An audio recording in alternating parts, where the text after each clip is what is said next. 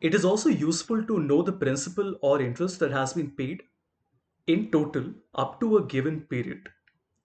For example, a business might need to know the total interest payments that a loan requires in the first year to be able to factor the result into the expense budgeting, for example.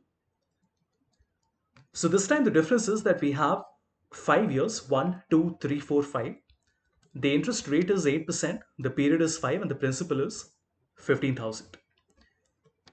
To calculate the cumulative principal and the cumulative interest, we are using two new functions now. We are using cumulative principal and then cumulative interest. Very similar to the previous functions in which we have worked. The difference is that here the arguments become the starting period and the end period. This is something that we will have to keep in mind.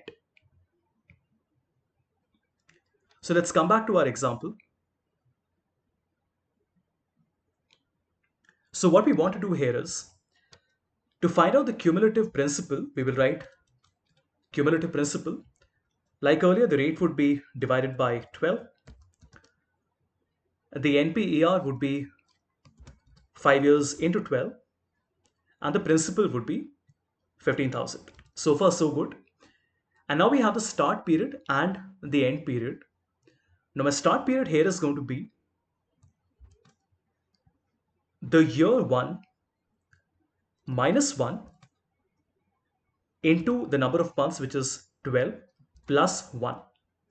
The logic here is that we want to go to the first month of the next year. Similarly, our end period would be simply our year into 12, which is the total number of periods. And then obviously we are choosing the end of period as our last optional argument.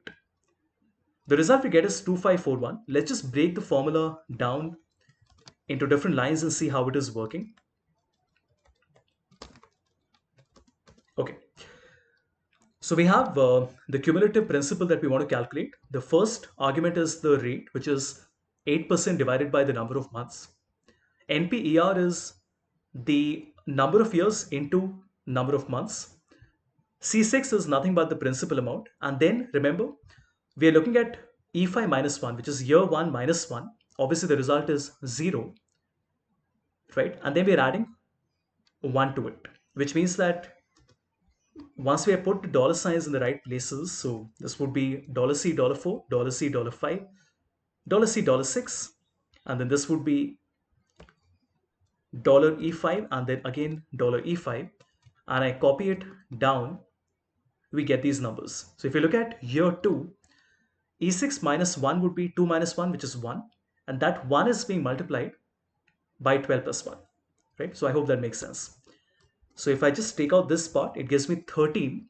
And if I look at year number 3 and I look at my start period, it will come as 25, which is nothing but the first month of the third year, which is 24 is the number of months in the previous 2 years and 25 is the 25th month.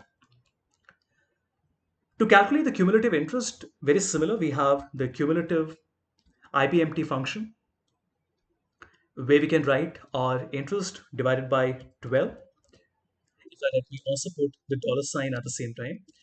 Then we have our period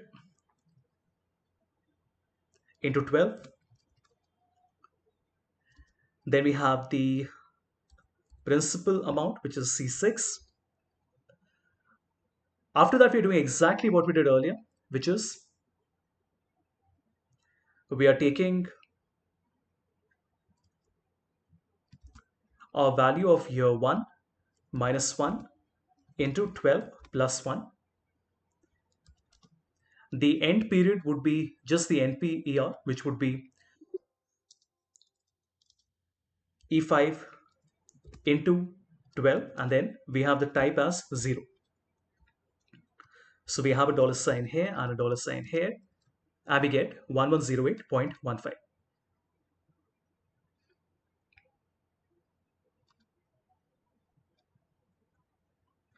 Okay, and if we sum up these numbers, you notice that we get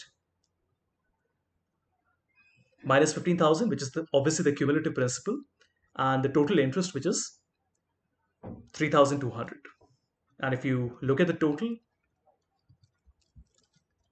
we can add the principal and the interest amount. So we have a payment of 3,649, and the total comes to 18,248, which means that the total interest that you paid was 18,248 minus the principal amount, which is 3,248. So I hope the example was clear.